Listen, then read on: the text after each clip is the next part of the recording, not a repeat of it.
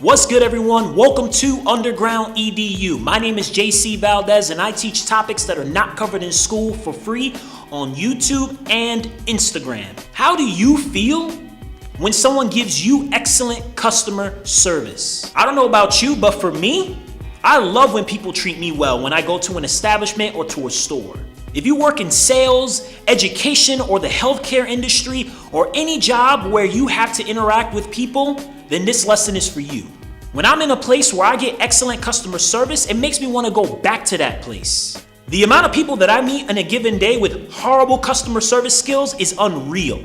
But the truth is, they don't know any better. We need to live in a world where everybody gets served the same way and gets treated with respect and dignity, regardless of what service industry you work in. Now, I realize that most employers are so busy that they don't have time to teach their employees excellent customer service skills. Now, if you own a business, I highly recommend that you put customer service at the top of your list. Great customer service is what separates great businesses from mediocre businesses. In a time now where we have a million options to choose from, you want to make sure that you're the place that makes the customer feel good, aka great service. You want to be the person that has that reputation for giving great customer service because it's going to build your reputation. Customers are going to keep coming back talking about you.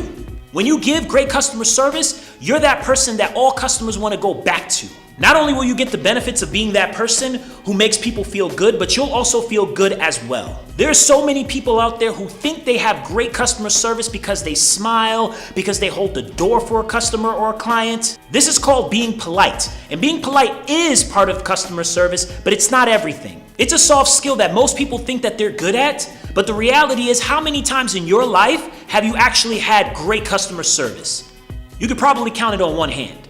So today's lesson is going to be about what separates those who have bad customer service from those who have great customer service skills. But first, we need to define what great customer service is. Great customer service is the art of treating a customer in a friendly manner while ensuring that they are satisfied with the product or service.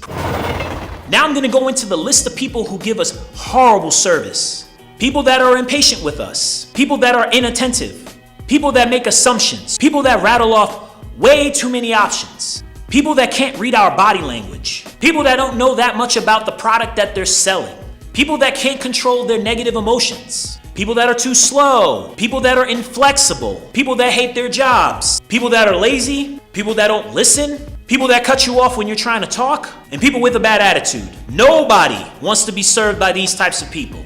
Obviously, the opposite of these things is considered good customer service, but I'm going to go in depth on each one.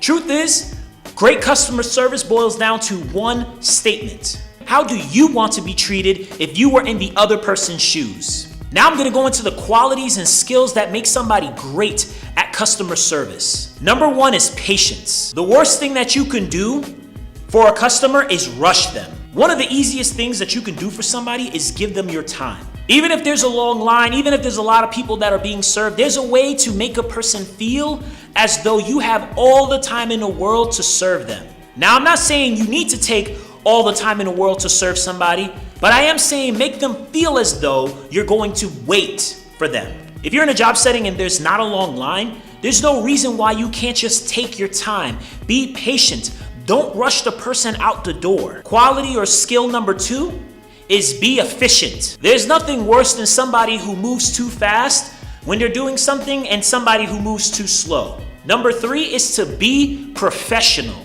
What this means is that just because you're having a bad day or just because the last customer treated you a certain type of way doesn't mean that you need to bring that negative vibe to the next person. This is one of my biggest pet peeves when I'm trying to be served. Being a professional means that you control your emotions. Even if you're feeling a certain type of way, even if you're right, it still doesn't give you the license to treat somebody else based on how you feel.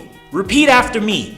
What you feel is not the customer's problem. They simply came here for good service. You need to provide it, period. And another side note, if you don't like people, then you better fake it. And conversely, if you love people, then let it show.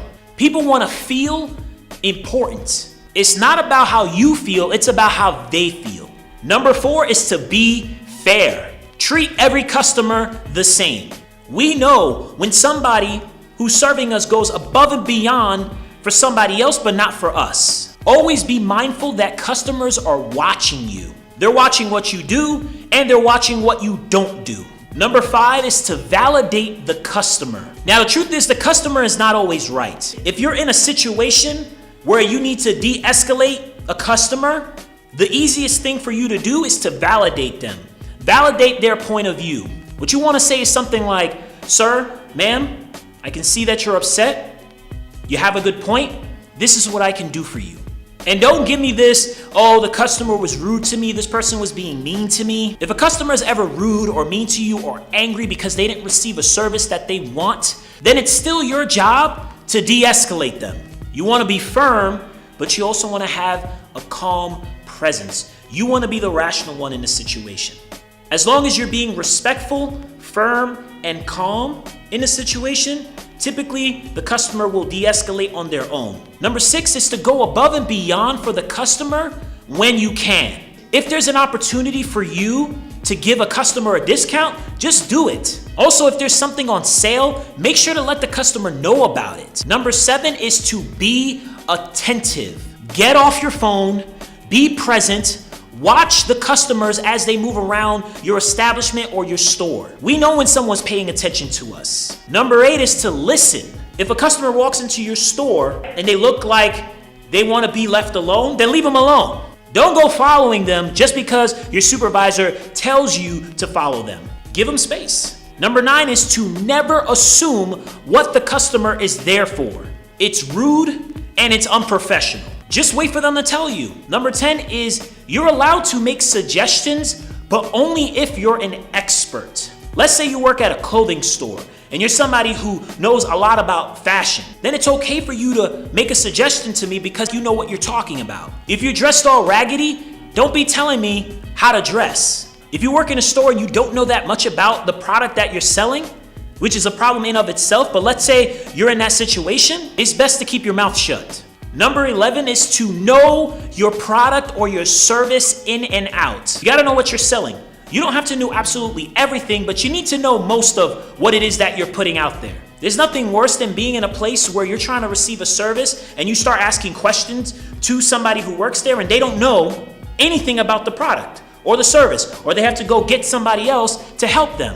And lastly, number 12 is to use positive language. So let's say you run out of a product and somebody comes to your store and they're asking, "Hey, do you guys have this thing?" And let's say it ran out. You should say something like, "We are out of the product at this moment, but we should be restocked by X date." You should never say, "We don't have it." You can say it's back ordered and it's unavailable at this time. Don't say, "We can't get that for you." When you use these words like can't or don't have it, it feels abrupt, it feels rude, it feels like you're not really trying to help me. It's especially important to be mindful of this language when you're writing emails or any kind of written communication to a customer.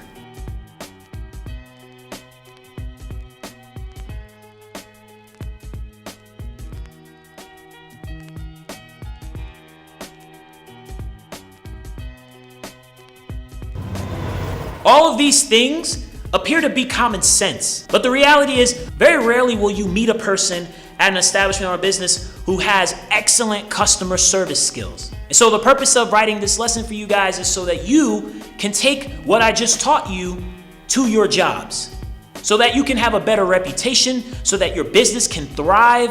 We need to get better at serving one another. And so one last thing I want to mention is that you want to be humble. Nobody's perfect. I don't expect anybody to be perfect. And I do expect for the person who's serving me to admit when they make a mistake. What they do after they've admitted that they made a mistake is what's going to determine whether or not they have great customer service. Always take responsibility for the situation at hand. Personally, for me, whenever I give great customer service to somebody, I feel amazing. The reason why I feel amazing is because I know that the service that I'm providing is the way that I would like to be treated. That's the end of this lesson. I hope you enjoyed it. I'll see you guys next week. Hold firm in the struggle. Peace.